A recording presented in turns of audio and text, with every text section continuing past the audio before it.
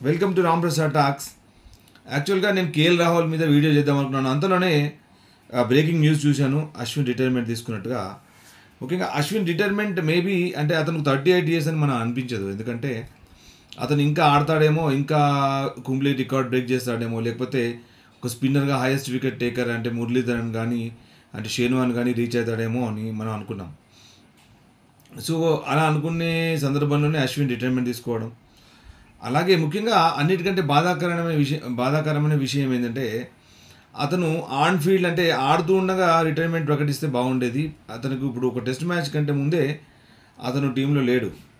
So ఇంకోటి ఏంటంటే series మధ్యలోనే ఎందుకు ఇలాంటి సందర్భం వచ్చింది అనేది నాకైతే అర్థం కావట్లేదు. దానికి బీసీసీఐ ఆన్సర్ చేయాలి. ఎందుకంటే బీసీసీఐ ఎన్నో అంటే వరల్డ్లో టాప్ నెంబర్ 1 బౌలర్గా ఉన్న, టెస్ట్ ర్యాంకింగ్లో నెంబర్ 1 బౌలర్గా ఉన్నప్పుడు కూడా అతన్ని మ్యాచ్ ఆడించలేని సందర్భాల్లో ఉన్నాయి. అవన్నీ అటు అభిమానులకు తెలుసు. అలాగే ఏదో ఒక రోజు ప్లేయర్ డెబ్యూ అవుతాడు, ఏదో ఒక రోజు అతని కెరీర్ ఎండ్ అవుతుంది, కరెక్టే. కానీ ఒక బాధాకరమైన విషయం ఏంటంటే ఇలాంటి సందర్భంలో సడన్గా మనం ఒక సర్ప్రైజ్, ఇది ఒక బాధాకరమైన సర్ప్రైజ్. ఎందుకంటే అతను ఒక మ్యాచ్ విన్నర్, అతను ఒక సిరీస్ విన్నర్, అతను ఒక టీమ్ ప్లేయర్, జట్టుకు అతి ముఖ్యమైన సభ్యుడు, ఎన్నో సలహాలు ఇస్తుంటాడు క్యాప్టెన్గా. అంటే అతన్ని ఇంతవరకు క్యాప్టెన్ అయితే ఇండియా మేనేజ్మెంట్ అంటే బీసీసీ ఎన్నడూ కూడా అతన్ని క్యాప్టెన్గా చూడలేదు, ఎప్పుడు కూడా క్యాప్టెన్సీ అతనికి ఇవ్వలేదు. సో అలాగే న్యూ బాల్ బౌలింగ్ చేస్తూ అతను 133 వికెట్స్ కూడా తీయడం మనం చూసాం. అంటే ముఖ్యంగా కుంబ్లే వెళ్ళిపోయాడు, హర్భజన్ అతని కెరియర్ చివరిలో ఉన్నాడు. సో అప్పుడే వచ్చాడు. తన డెబ్యూ తర్వాత ఇండియాకి దాదాపు 17 సిరీసెస్ అంటే 17 సిరీస్ విన్లో కూడా భాగమయ్యాడు అతను. ప్రతి సిరీస్లో కూడా అతను చాలా కీలకం. ముఖ్యంగా ఇండియా హోమ్ సిరీస్ ఆడుతున్నప్పుడు అతను చాలా కీలకమైన సభ్యుడు. అటు బాల్తోనే కాకుండా బ్యాట్తో కూడా సమాధానం చెప్పగల సమర్థుడు. ఎన్నో రీసెంట్ కూడా రవీంద్ర జడేజా అండ్ అశ్విన్ కలిపి ఇండియాను ఒక టెస్ట్ మ్యాచ్ నుంచి కాపాడారు. అలాంటి చాలా సందర్భాలు ఉన్నాయి. 6 టెస్ట్ 100లు ఉన్నాయి. అతను ఐపీఎల్లో రాజస్థాన్ రాయల్స్కి ఆడాడు, 3 times ఆడాడు, చెన్నై సూపర్ కింగ్స్కి ఆడాడు, అలాగే ఢిల్లీ క్యాపిటల్స్కి ఆడాడు. అలాగే ఐపీఎల్కి చాలా ఐపీఎల్లో ముఖ్యమైన భూమిక పోషించిన అశ్విన్ సడన్గా అంటే అతను పూర్తిగా టెస్ట్ వన్డే T20 మాత్రమే రిటైర్మెంట్గా ప్రకటించాడు. క్లబ్కి సంబంధించింది తను ఇంకా కొన్ని రోజులు ఆడతానని చెప్పగానే చెప్పాడు. అంటే ఆడతాడు, అంటే మేబీ ఐపీఎల్ ఆడతాడేమో ఇంకో 2-3 years మేబీ, అతను ఫిట్ ఉన్నంత వరకు. సో అతను చాలా చాలా అద్భుతమైన ప్లేయర్. అతను ఎప్పుడైతే క్యాప్టెన్ తనకు ఒక వికెట్ అవసరం ఉంది, ఒక పార్ట్నర్షిప్ కొనసాగుతుంది అగైన్స్ట్గా సో అని అనుకున్నప్పుడు అశ్విన్ వైపు చూసేవాళ్ళు అందరు క్యాప్టెన్స్ కూడా. అటు విరాట్ కోహ్లీ కానీ, అంతకుముందు అటు ధోని కానీ, తర్వాత ఇప్పుడు రోహిత్ శర్మ కానీ, వీళ్ళందరూ కూడా అశ్విన్ కీలకమైన సందర్భాల్లో, ముఖ్యంగా సెకండ్ ఇన్నింగ్స్లో అద్భుతమైన పర్ఫార్మెన్స్ ఇస్తుండేటాడు. ముఖ్యంగా ఓపెనింగ్ కూడా బౌలింగ్ చేశాడు ఎన్నో సందర్భాల్లో. అంటే 20 ఓవర్స్లో అంటే ఫస్ట్ 20 ఓవర్స్ కూడా బౌలింగ్ చేసిన ఘనత ఉంది అశ్విన్కి.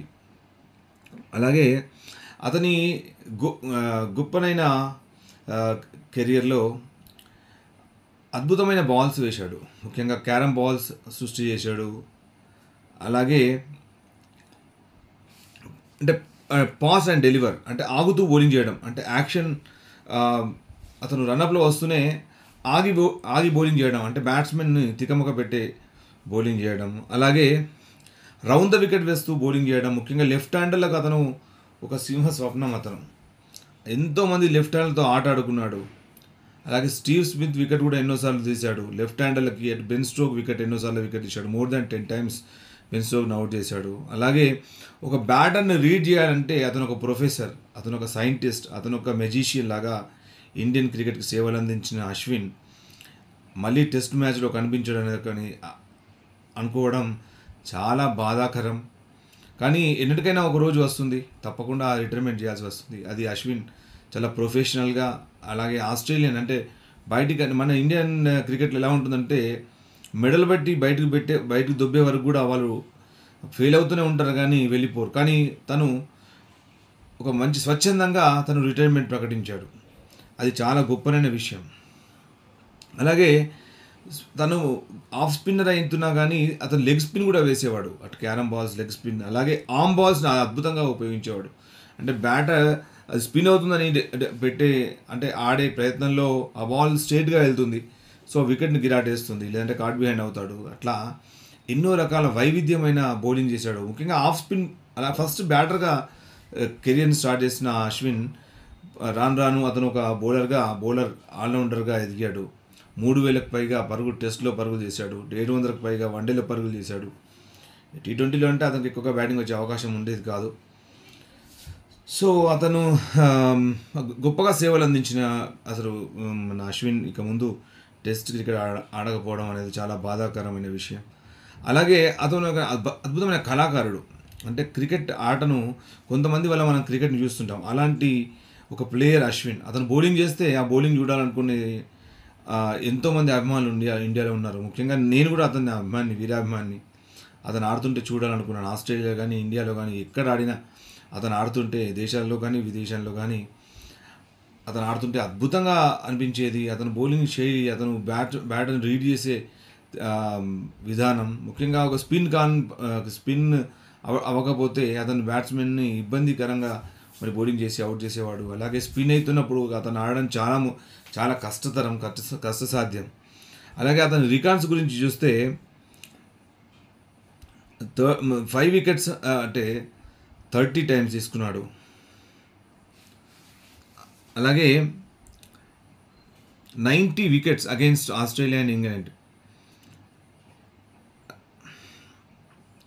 50 వికెట్స్ ఒక ఇయర్లో 50 వికెట్స్ తీసుకోవడం అలా 4 టైమ్స్ చేశాడు అలా.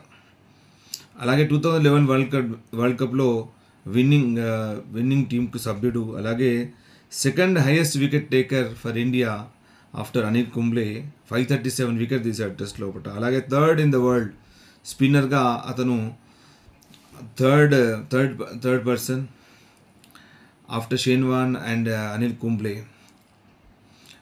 ముఖ్యంగా అన్నిటికంటే ముఖ్యమైన విషయం ఏంటంటే ఇప్పటివరకు అతను ఎవరు కూడా బ్రేక్ చేయలేని రికార్డ్ ఏంటంటే most player of the series 11 అంటే 11 మ్యాన్ ఆఫ్ ద సిరీస్ సంపాదించిన ఏకైక వ్యక్తి అతను. మురళీధరన్ పాటుగా 11 times man of the series సాధించాడు. కానీ మురళీధరన్ ఇతని కంటే ఎక్కువ మ్యాచ్లు ఆడాడు. అలాగే అతని రికార్డ్ చూస్తుంటే ఫాస్టెస్ట్ 250 వికెట్స్ అంటే 45 మ్యాచ్లోనే 250 వికెట్ తీశాడు. అలాగే 300 వికెట్స్ అది కూడా ఫస్ట్ అతని పేరు మీద రికార్డు ఉంది. 54 మ్యాచెస్లోనే 300 వికెట్ తీశాడు. అలాగే ఫాస్టెస్ట్ 350 వికెట్స్ 66 మ్యాచెస్ లోపల. అలాగే చాలా ఎక్కువ సంఖ్యలో అంటే most wickets in LBW 151 times, అది కూడా ఒక రికార్డు. ఇలా రికార్డుల పరంపర సృష్టించిన అశ్విన్ ఇక సడన్గా టెస్ట్ క్రికెట్ మానేస్తే కొద్దిగా ఇబ్బందే. అతని ప్లేస్ని రిప్లేస్ చేయడానికి చూస్తే వాషింగ్టన్ సుందర్ ఉన్నాడు. ఇప్పుడైతే అతను కూడా చక్కగా రాణిస్తున్నాడు. సో అతనికి కంప్లీట్గా ఇప్పుడు డోర్స్ ఓపెన్ అయిపోయాయి వాషింగ్టన్ సుందర్కి. ఇప్పుడు ఈ నెక్స్ట్ 2 టెస్ట్లో కూడా ఇక అశ్విన్ ఎలాంటి పరిస్థితుల్లో ఆడే అవకాశం లేదు కనుక సో వాషింగ్టన్ సుందర్కి అవకాశం వస్తుంది. ఎందుకంటే వాషింగ్టన్ సుందర్ మరి అశ్విన్ని మరిపించాలి, అతను కూడా అద్భుతంగా రాణించాలని కోరుకుందాం. అలాగే 106 టెస్ట్ మ్యాచెస్ లోపల 200 ఇన్నింగ్స్ లోపల 27,246 బాల్స్ బౌలింగ్ చేయడం, అలాగే 12,891 రన్స్ ఇవ్వడం, అలాగే 537 వికెట్స్ తీయడం. అలాగే బెస్ట్ బౌలింగ్ ఫిగర్ 13 వికెట్స్ తీశాడు ఒక మ్యాచ్ లోపల. అలాగే 5 వికెట్స్ 37 టైమ్స్, అలాగే 10 వికెట్స్ 8 టైమ్స్, అలాగే 4 వికెట్స్ 25 టైమ్స్ చేశాడు.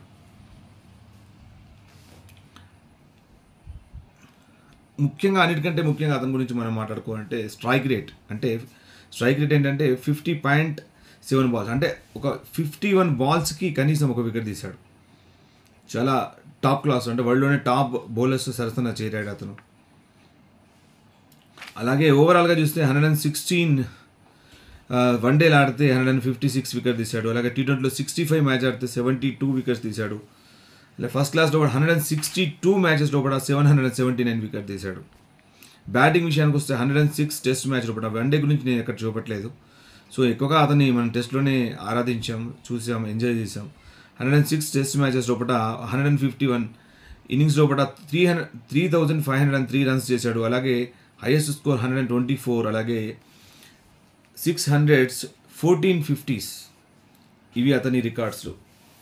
అద్భుతమైన కెరియర్ ముగించిన అశ్విన్కి మనం second innings all the best చెప్తాం. మరి అతను కోచ్గా వస్తాడా, కామెంటేటర్గా వస్తాడా, లేకపోతే మెంటర్గా వస్తాడా, అతను ఏ విధంగా మరి క్రికెట్తో అటాచ్మెంట్ ఉంటుంది. అతనికి యూట్యూబ్ వీడియో ఛానల్ ఉంది. సో మనం ఆ ద్వారా కూడా అతన్ని మనం టచ్లో ఉండొచ్చు. సో అశ్విన్ సెకండ్ ఇన్నింగ్స్ ఏ విధంగా స్టార్ట్ చేస్తాడు, అతనికి క్రికెట్కి అయితే డెఫినెట్గా అతను ఆల్రెడీ చెప్పాడు, నేను క్రికెట్కి దూరంగా ఉండలేనని. ఎందుకంటే నాకు క్రికెటే నాకు నాకు జీవనాన్ని ప్రసాదించింది, నాకు జీవితాన్ని ప్రసాదించింది. సో క్రికెట్కి దూరంగా నేను ఉండలేనని అతను చెప్పడం, అతను ఒక అద్భుతమైన player, team player, man of the series సంపాదించిన వ్యక్తి. అతను అద్భుతంగా మరి క్రికెట్ని ఎంజాయ్ చేశాడు. ముఖ్యంగా అతని బౌలింగ్ వైవిధ్యం, అతని బ్యాటింగ్ అద్భుతం. అతను ఒక చిన్నపాటి ఆల్రౌండర్గా, అంటే అటు బ్యాటింగ్ విషయానికి వస్తే అంతగా అంటే చెప్పుకోవడానికి కపిల్ దేవ్ లాగా, అలాగే ఇమ్రాన్ ఖాన్ లాగా అంత పెద్ద గొప్ప ఆల్రౌండర్గా అతను రాణించకపోవచ్చు. బట్ అతను బౌలింగ్ ఆల్రౌండర్గా మాత్రం అద్భుతంగా సేవలు అందించాడు. అతని సేవలు మనం మర్చిపోలేం. ప్రపంచంలో క్రికెట్ బ్రతికున్నంతసేపు కూడా మనం అశ్విన్ని జ్ఞాపకం ఉంచుకుంటాం.